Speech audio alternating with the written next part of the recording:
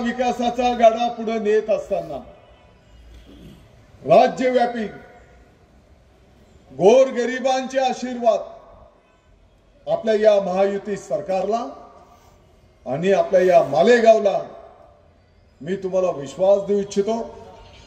जास्तीचा वेळ लागणार नाही। येणाऱ्या 1 ते 2 वर्षाच्या आत शिक्षण क्षेत्रातलं चित्र बदललेलं आहे। अशा प्रकारचे आशीर्वाद सर्वसामान्य जनतेचे त्या ठिकाणी निश्चितपणे असतील। अशा पद्धतीने काम आपल्याला त्या ठिकाणी करून दाखवायचं आहे। कधी शिक्षण मंत्री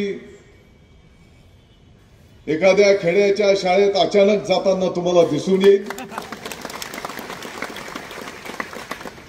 तुम्हाला आता येणाऱ्या काळात दिसून येईल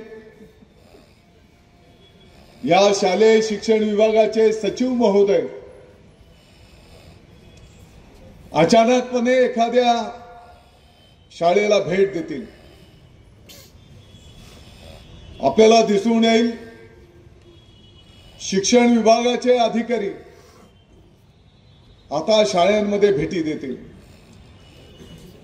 तुम्हाला दिसून येईल म्हणजे चांगल्या कामासाठी। कोणाला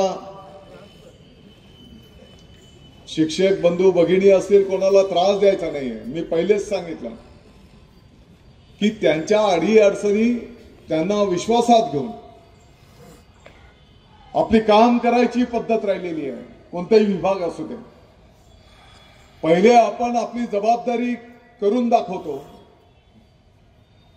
आपली जबाबदारी आपण पार पाडतो आणि मग आपले हक्क जे असतात ते हक्क आपण मागत असतो। आणि म्हणून या विभागाच्या कर्मचारी अधिकाऱ्यांच्यासाठी सुद्धा त्यांच्याही अनेक अडचणी आहेत। अनेक प्रतिकूल परिस्थितीत हा डिपार्टमेंट मार्गक्रमण करतो आहे।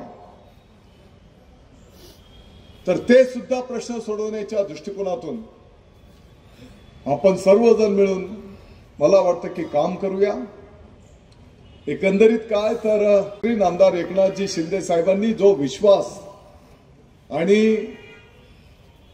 ज्या हृदयातल्या भावनेतून या विभागाची जबाबदारी आपल्या मालेगाववर दिलेली आहे, आपल्याला खूप मेहनत करावी लागणार आहे, खूप कष्ट करावे लागणार आहेत।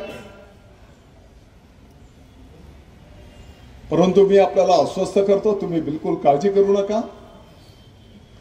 नेहमीप्रमाणे आपण सर्वजण मिळून कष्ट करू, वेगवेगळ्या माध्यमातून पाठपुरावा करू। मालेगावचा विकास ज्या पद्धतीने गाडा आपला निघालेला आहे तो आणखी जोमाने पुढे जाईल याबद्दल तुम्हाला बिलकुल काळजी करायचं काही कारण नाही। एबीपी माझा, उघडा डोळे बघा नीट।